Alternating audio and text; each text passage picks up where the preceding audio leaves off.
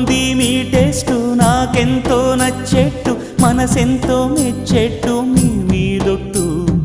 అందుకే నే దిగి వచ్చా వంచని నా తల వంచ స్నేహ భావమా